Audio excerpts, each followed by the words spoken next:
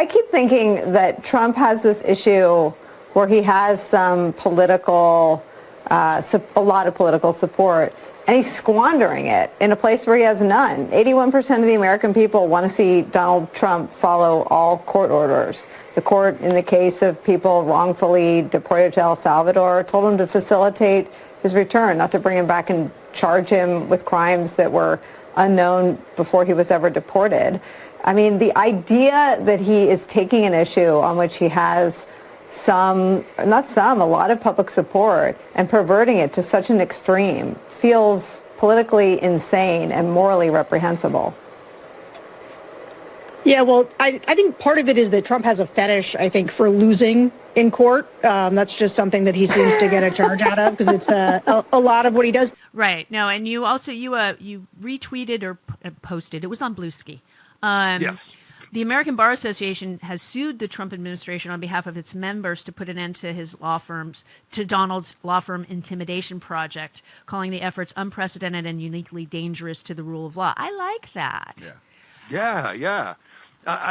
Anytime someone's pushing back and suing Donald Trump, that's certainly a positive thing. And it's kind of fascinating where I'm almost looking at some of these lawsuits as being an honorary fourth branch of government, a fourth way to offer checks and balances when we have very few resources along those lines to keep the administration in check. Because obviously the Republicans control the White House and Congress and the Supreme Court, more or less. And so this is a positive move. And I don't think that some of these law firms that have acquiesced to Donald Trump will be seen as being on the right side of history out of this. I think coming out of this dark ride of the second Trump term, there's going to be a lot of people who are going to regret lining up with him over the past several months. I think we're coming out of that phase where people are just preemptively bowing before Donald Trump and acquiescing to whatever he wants. And the ones that we have seen do that, history will frown upon them, and that's putting it mildly. Well, yeah, I mean, they've those few law firms that have bent the knee to him have lost clients, major clients. Like McDonald's left one firm, and I mean, that's a huge client.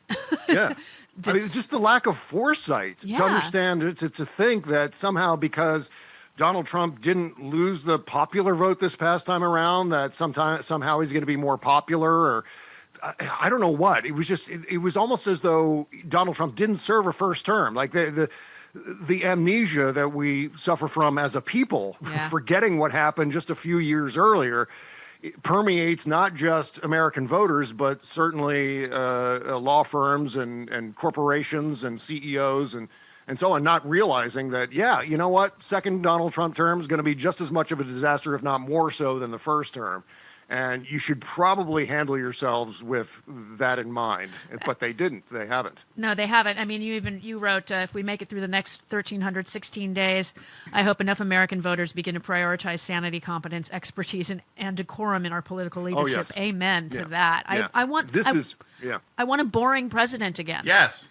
Yes, absolutely. And the key to that, I think, as we watch Israel and Iran bombing the hell out of each other, and the possibility, I mean, the idea of World War III is writ large right now. And what we need in the White House, and this is really emphasized right now, is we need political leadership that at the very least are sane and mentally stable and competent and are experts on policy and can speak fluently. And just watching the G7 this past weekend and seeing the other G7 leaders carrying themselves, comporting themselves with decorum and congeniality and acting like leaders, acting like embracing leadership.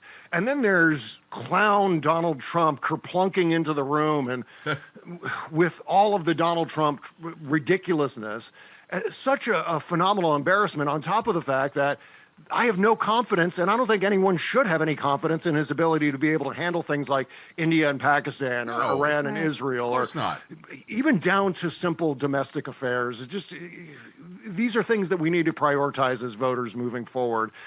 Otherwise, we're just going to get more and more Donald Trumps in the future. Don't say that. I know, but it's up to us. It's It it's the is. George Carlin thing. A selfish, ignorant population gives us selfish, ignorant politicians. Garbage in, garbage out. Yeah. Absolutely. And that's a problem that can be solved just with people figuring this out. And I think with the turnout over the weekend with the No Kings rallies, I got one of my shirts on. Yes. I think that does show that we're at a tipping point finally again with Yes. Donald. That people that didn't vote might actually vote Right. again. Oh yeah. Well, that's I think one of the most wonderful things about the No Kings protests was illustrating, I think, to Donald Trump and to the MAGA movement that we're not afraid. And some of the concerns that we had coming out of the election, oh my God, is he going to start arresting us? What's going to happen? Right. That's, I think, faded into the background, and people are standing up and speaking out and putting their face to these protests. And this is an extraordinarily positive turn of events, I think, in this second Donald Trump term. So I was so glad to see that.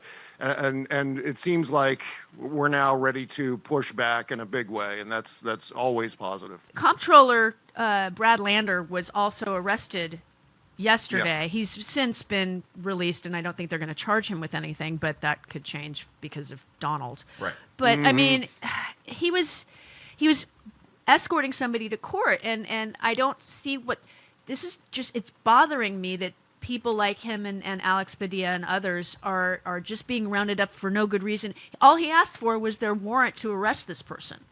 Oh yeah. And I'm not excusing the ICE agents in no way, shape, or form, but imagine having Stephen Miller peering over your shoulder and screaming into your ear. I mean, Right. we've all seen him on Fox News and other interview shows, and can you just imagine being on the receiving end of Stephen Miller screaming, more, more, more, sort of like Kylo Ren in Last Jedi, just screaming that and trying to motivate they want 3,000 arrests a day. And so there's an enormous amount of pressure for for ICE agents who are already, in many cases, way over the top with their tactics to do that even more, to amplify that presence even more. And then there's a level of intimidation that I think that they're trying to implement here, where, when they start arresting people, when they start arresting mostly Democratic officials, in fact, entirely Democratic officials. Yeah. To send a signal to other Democratic officials, say, if you get in our way in any way, we're going to arrest you and make an example of you. And that's part of the plan. The part of the plan is to frighten people into compliance. That's right out of the authoritarian playbook. Yeah, I mean, it's the fact that Alex Padilla, as you could hear in his voice, he was upset. Yeah. And people are Yeah. making fun of him being upset. Jesse Waters was Jesse making Waters fun of was, him yeah. for being upset. And it's like, you go get arrested, Jesse Waters, and see how you feel about it. I mean, Right. Somebody tells me Jesse Waters would just crumble under pressure. Oh, yeah. And start, I think there would be a just wet end up spot in in the his fetal position, pants. sucking his thumb. Yeah. He's Yeah. just Right. completely melting in that situation. Yeah. But I mean, this is the state that we find ourselves in with a fascist authoritarian regime who just has no regard whatsoever for the rule of law or decency or any sort of effective techniques because we've seen past Democratic presidents, to be specific, who have actually deported more people, but using the rule of law, using standard tactics to do that. Right. So there's another layer to this. And as I said, it's about scaring people. I think it's partially to scare anyone who would oppose them, but it's also to motivate anyone who might be here illegally to self-deport. Right. And it's not even people who are here illegally. I think this is more I think we're in the realm of ethnic cleansing now. I think the demand is, if you have brown skin, if you're from someplace else, maybe a couple of hops, couple of ancestors down the road, you should leave, because we want to make America great again, which means we want to make America white again. Yeah. So that's, I think, the elephant in the room in the immigration wasn't there? policy. I read somewhere there was a Native American that was pulled over. She was driving, yes. and she's Yeah. like, "I'm from here. You're not." Right. Yes, you should deport yourself. You should go away. And they finally walked away, but she was right. Oh, yeah. And they only pulled her over because she had darker skin. Right. That's it. They didn't give her a ticket for a driving problem or anything like that. They were just trying to get her. And she's like, I'm a Native American, dudes. I'm from here.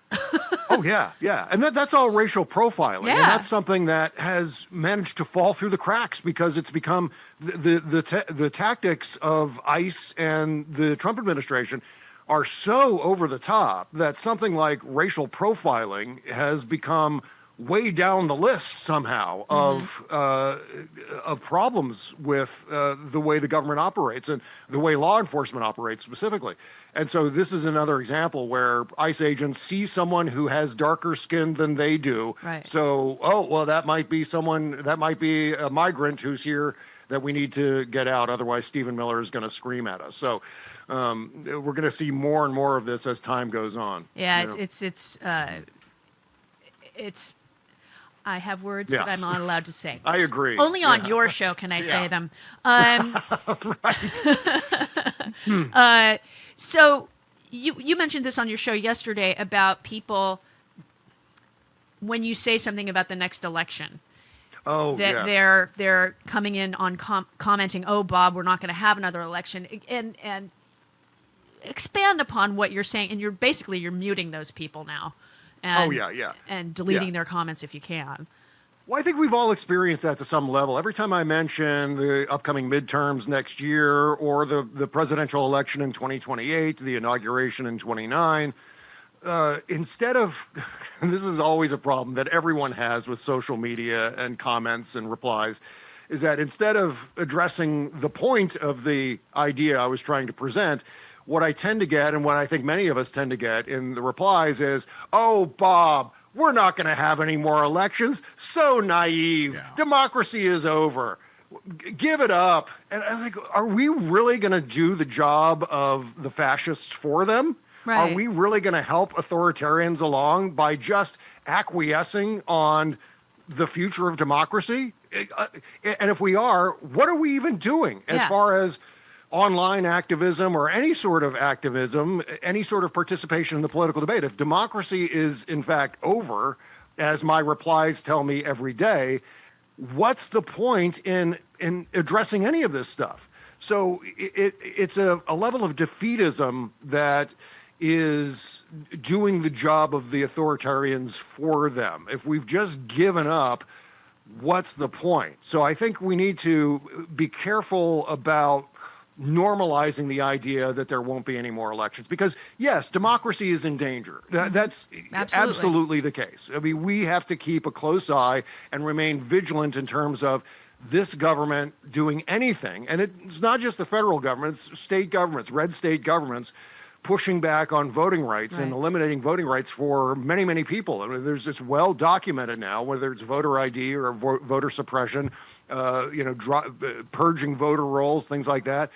But at the same time, we can't declare democracy dead until it's actually dead. And I don't think that that's going to happen. I'm feeling relatively positive that we will have future elections, and we'll have special elections between those, every 2 years, federal elections. And that's how it's going to go until it doesn't anymore. And obviously, when we see Donald Trump take actions that will stop elections from happening, we can start to move in that direction. But for now, it's just not going on. It's not happening that way because we have federalism in this country. States run the elections. Donald Trump has very little power in terms of superseding state-run elections. And in fact, it's so decentralized down to even individual precincts. Mm-hmm. So it's very challenging for a president to deal with elections with one fell swoop. And people say, well, what about martial law, Bob? Well, I really don't think Donald Trump will declare martial law. And I hope I'm correct on that, because one of the things that'll happen as soon as Donald Trump were to declare martial law is the Dow would drop by 50%. The economy would go into a massive meltdown. And that would more or less be the end of the Donald Trump presidency. He would lose whatever power that he had left. I mean, it would make COVID-19, the shutdowns and the economic recession that happened then and the Great Recession from 2008, 2009 look like a cakewalk if he were to do something like that. Yeah, So I think that's the only thing that would keep him from doing that we should that. keep an eye on. And not, not bury democracy before it's gone. Hey, are you traveling this summer? Will you leave instructions for your house sitter, the name and number of your vet, maybe, the code to your alarm system? Think about the steps you take to prepare for vacation, and you'll get a sense of what goes into a Knockbox. Just go to theknockbox.com, use the code Stephanie. Knockbox is a complete system that helps you organize all of your accounts, possessions, and estate plans for your next of kin. Each Knockbox, that's Knockbox, comes with a comprehensive checklist that helps ensure you add everything they'll need to manage your estate when you are gone. From your funeral directives to your insurance policies, even the keys to your storage unit, the Knockbox helps you organize it all. If you've got a household, you need a Knockbox. Right now, Stephanie Miller listeners save 16% off the Knockbox of your choice. Just go to theknockbox.com/Stephanie. That's theknockbox.com/Stephanie to get 16% off. Stay calm, get organized today.